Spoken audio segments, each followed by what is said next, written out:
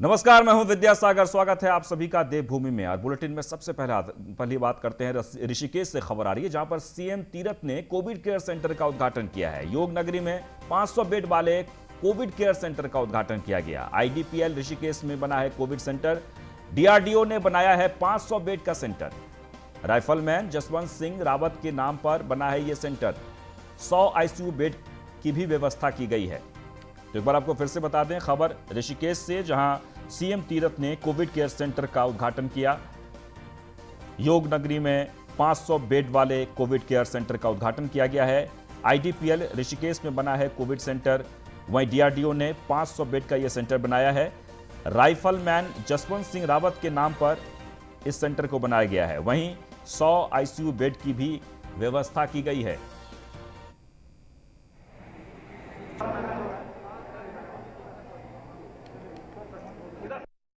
भारत सरकार और उत्तराखंड सरकार के ज्वाइंट उससे हॉस्पिटल का लोकार्पण हुआ है। ये 500 बेड का कोविड सेंटर है, जिसमें सारी सुविधाएं हैं। 300 ऑक्सीजन बेड हैं और बाकी से 200 में वेंटिलेटर हैं, आईसीयू बेड हैं और जनरल पेशेंट के लिए भी अलग सी व्यवस्था है। इसके लिए मैं भारत के प्रधानमंत्री आदरणीय नरेंद्र मोदी जी का, रक्षा मंत्री आदरणीय राजनाथ सिंह जी का हृदय से धन्यवाद करना चाहूँगा कि जिनके छत्र साहब में आशीर्वाद से यह आज हमको मिला है। आगे बढ़ते हैं खबर देहरादून से, जहां गढ़वाल मंडल को मुख्यमंत्री तीरथ का तोहफा। श्रीनगर मेडिकल कॉलेज में 30 नए आईसीयू बेड का लोकार्पण किया गया है। वर्चुअल माध्यम से मुख्यमंत्री तीरथ सिंह ने लोकार्पण किया। गढ़वाल मंडल की जनता को आईसीयू का मिलेगा फायदा। दूरस्थ क्षेत्रों में सीएम ने ऑक्सीजन प्लांट लगाने का ऐलान किया है। कोरोना की तीसरी लहर के लिए अभी से बरतनी होगी सावधानी, और ये बात मुख्यमंत्री तीरथ सिंह रावत कहते हुए। एक बार आपको फिर से बता दें कि गढ़वाल मंडल को मुख्यमंत्री तीरथ का एक बड़ा तोहफा। श्रीनगर मेडिकल कॉलेज में 30 नए आईसीयू बेड का लोकार्पण किया गया है। वर्चुअल माध्यम से मुख्यमंत्री तीरथ सिंह ने लोकार्पण किया। गढ़वाल मंडल की जनता को आईसीयू का फायदा मिलेगा। वहीं दूरस्थ क्षेत्रों के लिए सीएम ने ऑक्सीजन प्लांट लगाने का भी ऐलान किया है। तो कोरोना की तीसरी लहर के लिए अभी से सतर्कता बरतनी होगी, मुख्यमंत्री ये कहते हुए। लेकिन सबसे महत्वपूर्ण यह कि गढ़वाल मंडल को मुख्यमंत्री ने एक विशेष तोहफा देते हुए श्रीनगर मेडिकल कॉलेज को 30 नए आईसीयू बेड देने का ऐलान किया, यानी कि लोकार्पण कर दिया गया है। वर्चुअल माध्यम से मुख्यमंत्री तीरथ सिंह ने लोकार्पण किया।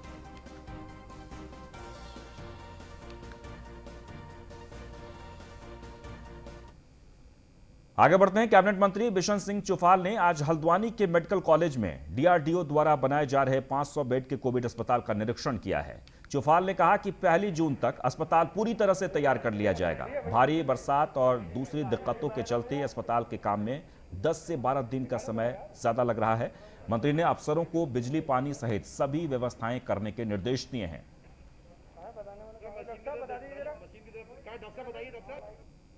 ये क्योंकि बीच में बारिश हो गई थी, बारिश के उससे बाहर का काम भी नहीं हो पाया था। अंदर जरा सा लेबर को आने में परेशानी हुई, इसलिए 5 दिन विलम्ब हो गया। इसे 1 तारीख तक जो रिपोर्ट आ रही है, जो कार्यदायी संस्था था उनसे भी बात की और विभाग के अधिकारियों से भी बात हुई, तो इनका कहना है कि भाई 1 तारीख तक ये कंप्लीट हो जाएगा। सर, बिजली की तैयारी पूरी हो गई, लेकिन जल संस्थान के द्वारा भी जल की व्यवस्था नहीं की गई है, जबकि राज्य सरकार को जल और बिजली जो दोनों लेनी चाहिए थी। देखो, इस समय बिजली का भी पानी की जरूरत, दोनों की जरूरत। तो उत्तराखंड में ब्लैक फंगस के तेजी से बढ़ते मामलों के बाद राज्य सरकार ने इसे महामारी घोषित कर दिया और अब इसके इलाज के लिए राज्य भर के 12 अस्पतालों को जिम्मेदारी भी दी गई है। म्यूकर माइकोसिस से निपटने के लिए सरकार भले ही पूरी तरह से तैयार है, लेकिन विपक्षी कांग्रेस व्यवस्था पर सवाल उठा रही है। देखिए खास रिपोर्ट। पहाड़ पर ब्लैक फंगस का वार, उत्तराखंड सरकार भी तैयार। 12 कोविड अस्पतालों को जिम्मेदारी, विपक्ष कर रहा घेरने की तैयारी। ब्लैक फंगस को महामारी घोषित करने के बाद उत्तराखंड सरकार ने अब इससे निपटने के लिए तैयारियां तेज कर दी हैं। राज्य भर के 12 डेडिकेटेड कोविड अस्पतालों को म्यूकरमैकोसिस के इलाज के लिए अधिकृत किया गया है। सरकार का दावा है कि इन अस्पतालों में ब्लैक फंगस के मरीजों का सही प्रकार से इलाज हो सकेगा और यहां दवा वितरण का कार्य नियंत्रण के साथ किया जा सके। जो हमारे 12 डेडिकेटेड कोविड हॉस्पिटल थे, हमारे प्रदेश में 12 डेडिकेटेड कोविड हॉस्पिटल थे, उनको हमने डिजिग्नेट किया है कि वो ब्लैक फंगस का ट्रीटमेंट कर सकते हैं। ये डिजिग्नेट करने का पर्पस सिर्फ ये है कि जो भी दवाइयां हैं क्योंकि शॉर्ट सप्लाई में हैं, उनको हम डायरेक्टली हॉस्पिटल को सप्लाई कर सकें और उनका मैनेजमेंट कर सकें, क्योंकि हर हॉस्पिटल में एक्चुअली इसका ट्रीटमेंट संभव नहीं है। दूसरा, हर एक हॉस्पिटल में ये सारी फैसिलिटी प्रोवाइड करना भी संभव नहीं है। इसलिए गवर्नमेंट ने ये डिसाइड किया है कि उन 12 अस्पतालों में, जिनमें जो हमारे मेडिकल कॉलेजेस हैं, एम्स है और कतिपय अन्य चिकित्सालय जो बड़े हॉस्पिटल्स हैं, जहाँ पे सारी फैसिलिटीज़ हैं, हर तरह की मल्टी स्पेशलिटी विंग्स हैं, आईसीयूज हैं, बड़े सारी फैसिलिटीज़ हैं, उनको हमने डेजिग्नेट किया है। वहीं विपक्षी कांग्रेस सरकार की व्यवस्था पर सवाल उठा रही है। कांग्रेस का कहना है कि सरकार महामारी से लड़ने में पूरी तरह असफल साबित हुई है। जो व्यवस्थाएं अस्पताल में होनी चाहिए थी वो कहीं दिखती नहीं है। ब्लैक फंगस के इलाज में काम आने वाले इंजेक्शन की भारी कमी का आरोप भी कांग्रेस ने सरकार पर मढ़ा है। राज्य सरकार ने ब्लैक फंगस को जो है राज्य महामारी घोषित करने का काम किया है, लेकिन महामारी घोषित करने से बात बनती नहीं है। जो व्यवस्थाएं होनी चाहिए थी वो व्यवस्थाएं नदारत है। सरकार ने 12 अस्पताल भी चिन्हित कर दिए, आपने अस्पताल भी चिन्हित कर दिए, महामारी भी घोषित कर दी, लेकिन इलाज की जो आवश्यकता है वो कहीं है ही नहीं, नदारत है। एक मरीज को जो है ठीक होने में 70 से 100 के बीच में इंजेक्शन लगने हैं, तब जाके उसका सर्वाइवल है। और यहाँ इंजेक्शन आए कितने? हालत ये है कि ऊँट के मुंह में जीरे के समान जो है इंजेक्शन है और महामारी घोषित कर दी। सरकार पूरी तरीके से विफल है, कोरोना की महामारी से लड़ने में भी विफल साबित हुई है और अब जो है ब्लैक फंगस है उस महामारी से भी लड़ने में सरकार पूरी तरीके से विफल साबित हुई है। उत्तराखंड में ब्लैक फंगस महामारी के बढ़ते केस और इस बीमारी से हो रही मौतें चिंता बढ़ाने वाली हैं। राज्य सरकार ने म्यूकरमैकोसिस के इलाज के लिए भले ही 12 अस्पतालों में व्यवस्था कर दी हो, लेकिन इससे लड़ने के लिए दवाओं की भारी कमी मरीजों की मुसीबत बढ़ाएगी और सरकार के लिए भी इनका इंतजाम करना चुनौती भरा होगा। Sudeep Jain, bureau report, news 1 India. Haridwar जिले के ज्वालापुर विधानसभा के भाजपा विधायक सुरेश राठौर को अश्लील वीडियो का डर दिखाकर ब्लैकमेल करने का मामला सामने आया है। विधायक ने ज्वालापुर कोतवाली में एफआईआर दर्ज कराते हुए बताया कि कुछ लोग उन्हें ब्लैकमेल करके 30 लाख रुपए की मांग कर रहे हैं। विधायक की शिकायत पर हरकत में आई पुलिस ने एक महिला समेत 5 लोगों को गिरफ्तार कर लिया है। बताया जा रहा है कि गिरफ्तार हुई महिला भी भाजपा से जुड़ी हुई है। पांचों आरोपी विधायक को अश्लील वीडियो भेजकर पैसे की मांग कर रहे थे। फिलहाल ज्वालापुर कोतवाली में आरोपियों के खिलाफ संबंधित धाराओं में मुकदमा दर्ज कर लिया गया है। मैं तो सबसे पहले पुलिस को बधाई दूंगा कि हमारे उत्तराखंड की पुलिस इतनी सक्रिय रही और इतनी ईमानदारी से और निष्ठा से उन्होंने काम करके सारे अपराधियों को पकड़ लिया। जो लोग षड्यंत्र कर रहे थे मेरे विरुद्ध, मेरी राजनीतिक और सामाजिक छवि को खराब करने का प्रयास कर रहे थे, उनके मुंह पर तमाचा है। अपराधी कोई किसी भी जाति और बिरादरी हो, बख्शा नहीं जाना चाहिए। मैं पुलिस की प्रशंसा करता हूँ। विधायक जी द्वारा एक प्रार्थना पत्र दिया गया था जिसमें यह उल्लेख किया गया था कि उनकी सामाजिक राजनीतिक प्रतिष्ठा को धूमिल करने की नीयत से 3 व्यक्तियों के द्वारा एक महिला को लेकर के साथ में साज करके और कोई एक वीडियो बनाई गई है और उसके माध्यम से उनके द्वारा पैसे की डिमांड की जा रही है। तत्काल हमारे द्वारा मुकदमा पंजीकृत किया गया। इसमें आईपीसी की 388, 120 भी और 34 के अंदर मुकदमा पंजीकृत किया गया। जो चारों नामजद अभियुक्त थे, चारों को गिरफ्तार कर लिया गया है। तो आपको बता दें कि विधायक को अश्लील वीडियो भेजकर 30 लाख रुपये मांग करने वाले सभी आरोपी को पुलिस ने गिरफ्तार कर लिया है। 5 लोग शामिल हैं। कहा यह जा रहा है कि जो महिला है वो बीजेपी से जुड़ी हुई है। हालांकि पुलिस इस मामले में छानबीन कर रही है। आगे बढ़ते हैं। स्मार्ट सिटी परियोजना के तहत पलटन बाजार के सौंदर्यीकरण का कार्य तेजी से चल रहा है। पलटन बाजार में सड़क पर रंग बिरंगी टाइल बिछाने का काम शुरू हो गया है। देहरादून स्मार्ट सिटी कंपनी के सीईओ और जिलाधिकारी डॉक्टर आशीष श्रीवास्तव का कहना है कि घंटाघर से कोतवाली तक का 500 मीटर भाग पैदल चलने के लिए रहेगा। इस पूरे भाग पर मल्टी यूटिलिटी डक्ट बिछा दी गई है। नाली निर्माण भी किया जा चुका है। अब करीब 7.5 मीटर चौड़े मार्ग पर टाइल बिछाई जा रही है। जून में यह काम पूरा कर लिया जाएगा। हमारा कार्य इस समय जो डक्ट डलनी थी, शुरुआत का जो पहला स्ट्रेच है जहां पेडेस्ट्रियनाइजेशन वाला स्ट्रेच है, इसमें 500 मीटर के स्ट्रेच में डक्ट डाली जा चुकी है, नाली बनाई जा चुकी है और सीवर्स भी डाली जा चुकी हैं। और इसके अलावा इस समय जो है टाइल्स लगाने का कार्य कर रहे हैं। टाइल्स लगाने के साथ साथ अभी जो है एक हमारी वहाँ पर जो फसाड बनना है उसके लिए MDDA से हमें क्लियरेंस प्राप्त हो गया है और नगर निगम से भी जल्दी ही क्लियरेंस प्राप्त हो जाएगा, तो वो फसाड का भी कार्य जो है वो शुरू कर दिया जाएगा। और उसके साथ साथ जो लाइट्स लगनी है, जो बेंचेस लगनी है, वो भी कार्य करेंगे। हमारा प्रयास है कि जल्दी से जल्दी जो है पलटन बाज़ार का ये हिस्सा जो है मॉडल के रूप में डेवलप कर दिया।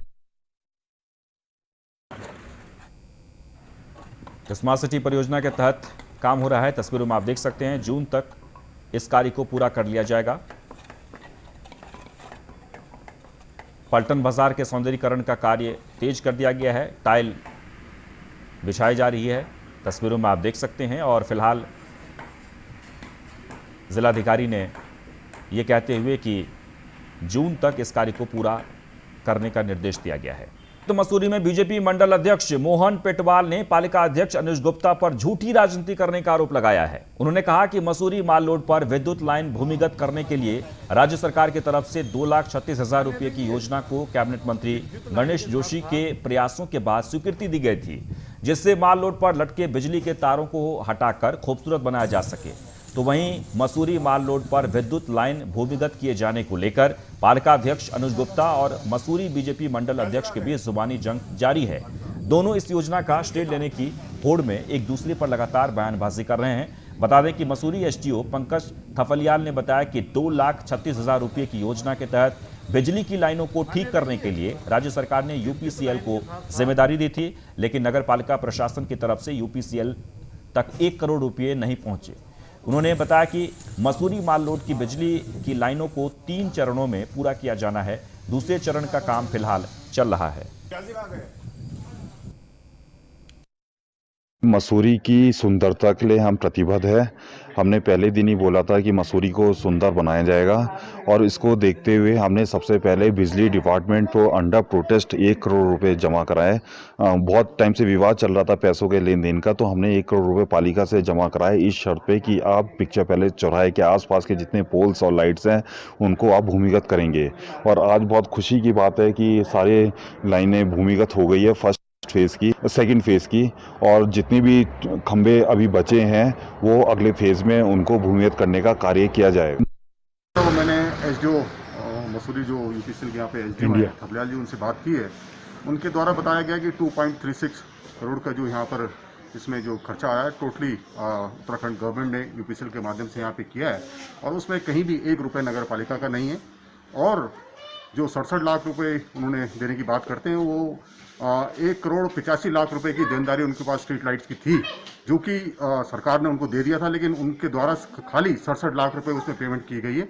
1 करोड़ 18 लाख रुपए अभी भी शेष है। तो मैंने आगे बढ़ते हैं। कोरोना से मर गए करीब 400 लोगों की लावारिस अस्थियों को हरिद्वार के सती घाट पर पूरे विधि विधान के साथ गंगा में विसर्जित किया गया। कोरोना संक्रमण के चलते मरे लोगों के अंतिम संस्कार के बाद उनके परिजन डर के चलते उनकी अस्थियों को भी लेकर नहीं गए, जिसके चलते उनकी अस्थियां विभिन्न शमशान घाटों पर लावारिस पड़ी रही।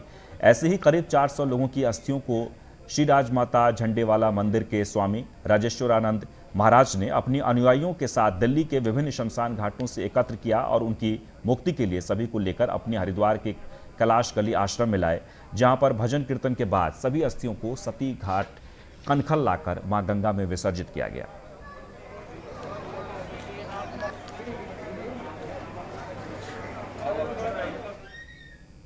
वह मनुकीरेती थाना पुलिस के हाथ बड़ी सफलता लगी है। पुलिस ने स्मैक तस्करी करने के आरोप में 2 युवकों को गिरफ्तार किया है, जिनके पास से 1 किलो 700 ग्राम चरस बरामद हुई है। बता दें कि ढालवाला चौकी पुलिस को सूचना मिली कि 2 युवक चरस बेचने की फिराक में है। तभी सूचना मिलते ही पुलिस मौके पर पहुंची। पुलिस को देख दोनों युवक हड़बड़ा कर भागने लगे। तभी पुलिस ने तत्काल कुछ दूरी पर पीछा कर दोनों युवकों को धर दबोचा। थानाध्यक्ष कमल मोहन भंडारी ने बताया कि पकड़े गए आरोपियों की पहचान नरेंद्र गोस्वामी और फुल सिंह निवासी गनौर हरियाणा के रूप में हुई है। टिहरी गढ़वाल में लगातार अवैध शराब और मादक पदार्थों की तस्करी के खिलाफ पुलिस की बड़ी कार्रवाइयां जारी हैं, जिसमें कुछ समय पूर्व लगभग 20 ग्राम स्मैक की बरामदगी की गई थी। इससे पहले नरेंद्र नगर कोतवाली में 20 पेटी शराब की बरामदगी की गई थी। कोतवाली कीर्तिनगर से शराब की बड़ी मात्रा बरामद की गई थी। इसी क्रम में आज कोतवाली नई टिहरी में लगभग 9 पेटी अवैध शराब और साथ ही साथ मुनि की रेती क्षेत्र से 2 हरियाणा के युवकों को 1 किलो 700 ग्राम चरस और एक स्विफ्ट कार के साथ साथ गिरफ्तार किया गया है। और पूरे जिले में कोरोना के साथ साथ अवैध शराब की तस्करी और ड्रग्स संबंधी जो भी शिकायतें हमें प्राप्त हो रही है उस पर तत्काल कार्रवाई की जा रही है और लगातार अभियुक्तों की गिरफ्तारी जारी। हल्द्वानी के ऊंचापुल में 18 से 44 साल और 45 साल से ऊपर के लोगों को वैक्सीन लगाई जा रही है। वैक्सीनेशन सेंटर में प्रशासन और स्वास्थ्य विभाग की तरफ से लाभार्थियों के लिए बेहतर इंतजाम किए गए हैं। शहरी विकास मंत्री बंशीधर भगत के प्रतिनिधि विकास भगत ने मीडिया से बात करते हुए बताया कि शहरी विकास मंत्री बंशीधर भगत के प्रयासों से वैक्सीन लगाई जा रही है। 45 वर्ष से ऊपर के लोगों को हाथ रजिस्ट्रेशन कराकर वैक्सीन लगाई जा रही है, तो वहीं 18 से 44 वर्ष के लोगों को एक दिन पहले कोविड ऐप के जरिए अपना रजिस्ट्रेशन करवाना होगा, जिसके बाद उनको वैक्सीन लगाई जाएगी। बता दें कि यहाँ वैक्सीन की किसी तरह से कोई कमी नहीं है। रोजाना 45 वर्ष से ऊपर के 350 लोग और 18 से 44 वर्ष के करीब 400 से अधिक लोगों को कोविड की वैक्सीन लगाई जा रही है। यहाँ पर वैक्सीन लगाने का काम लगातार जारी रहेगा, जिससे आसपास के क्षेत्रों के रहने वाले लोगों को इसका लाभ मिल सके।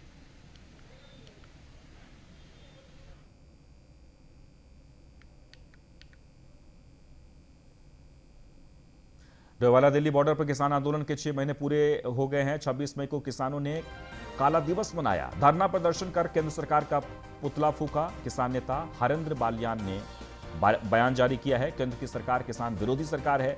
सरकार लगातार ले रही है किसान विरोधी फैसले। किसान आंदोलन में 500 से ज्यादा किसान शहीद हुए हैं। किसानों के काला दिवस को मिला है 12 विपक्षी दलों का समर्थन। आपको बता दें कि आज देश भर में किसानों ने काला दिवस के तौर पर मनाया है और डोईवाला की ये तस्वीर है। जो है हमारे किसान आंदोलन को 6 महीने हो गए हैं और केंद्र सरकार इसमें कोई सुध नहीं ले रही है। अभी आपने देखा होगा किसानों की वहाँ 500 से ज़्यादा शहादत हो चुकी है। इनके लिए उनके बोलने के लिए कुछ भी इनके जुबान में नहीं है।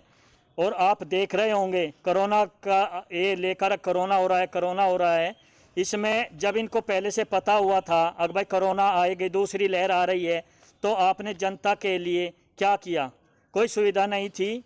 जनता आप देख रहे हो मृत्यु दर कैसे हो रही है। इन्हें अपने चुनाव की पड़ी हुई थी। बंगाल में चुनाव कराया, यूपी में चुनाव कराया, जो आज यूपी के अंदर घर घर आज मातम छाया हुआ है। कुछ परिवार ऐसे है अब जो लोग एक परिवार से ही पूरे का पूरा परिवार भी खत्म हो चुका है। तो मालूम ही है संयुक्त किसान मोर्चा के आह्वान पर आज 26 मई को काला दिवस पूरे देश में किसान मजदूर मना रहे हैं। इस आंदोलन को 12 पार्टियों का समर्थन है। ये एक राजनीतिक लड़ाई बन गई है। मसूरी में किसानों का काला दिवस किसानों ने मनाया है। आप कार्यकर्ताओं ने काला दिवस का समर्थन किया है। काली पट्टी बांधकर किसानों ने विरोध किया। सरकार के 3 काले बिलों का विरोध किया है। मसूरी में किसान आंदोलन के 6 महीने बीत जाने पर आज काला दिवस मनाया जा रहा है, जिसे लेकर आम आदमी पार्टी के कार्यकर्ता भी साथ में आए। उत्तराखंड प्रदेश प्रवक्ता नवीन पिरसाली के नेतृत्व में मसूरी के शहीद स्थल पर एकत्रित हुए और काली पट्टी बांधकर केंद्र सरकार के विरोध में तीनों काले बिलों का विरोध किया गया। नवीन पिरसाली ने कहा कि केंद्र की हठ धर्मिता नीति के कारण 6 महीने से किसान सड़कों पर आंदोलन कर रहा है, लेकिन न तो केंद्र सरकार और न ही भाजपा के नेताओं को इससे कुछ लेना देना है। उन्होंने कहा कि आज देश का अन्नदाता लगातार केंद्र सरकार द्वारा जारी 3 काले किसान कानून का पिछले 6 महीने से विरोध कर रहा है, परंतु सरकार इस ओर ध्यान नहीं दे रही है। उन्होंने कहा कि केंद्र सरकार की ओर से कोरोना संक्रमण को लेकर अपनाई गई गलत नीतियों के कारण आज देश में कई लोगों ने अपनी जान गंवा दी है। सरकार के 3 कृषि कानूनों के खिलाफ भारत का अन्नदाता लंबे समय से संघर्षरत है, आंदोलनरत है और आज उस आंदोलन को 6 महीने पूरे हो गए हैं। इस अवसर पर भारतीय किसान आज काला दिवस मना रहे हैं और आम आदमी पार्टी पूरे देश में उनका समर्थन कर रही है। उत्तराखंड में भी सभी विधानसभाओं में ये कार्यक्रम किया जा रहा है। आज उत्तराखंड में आम आदमी पार्टी के कार्यकर्ता काली पट्टी बांधकर और अपनी तख्तियों के साथ भारतीय अन्नदाता के साथ है। सरकार के और इसके साथ ही देवभूमि में बस इतना ही, लेकिन आप बने रहें न्यूज़ 1 इंडिया के साथ। नमस्कार।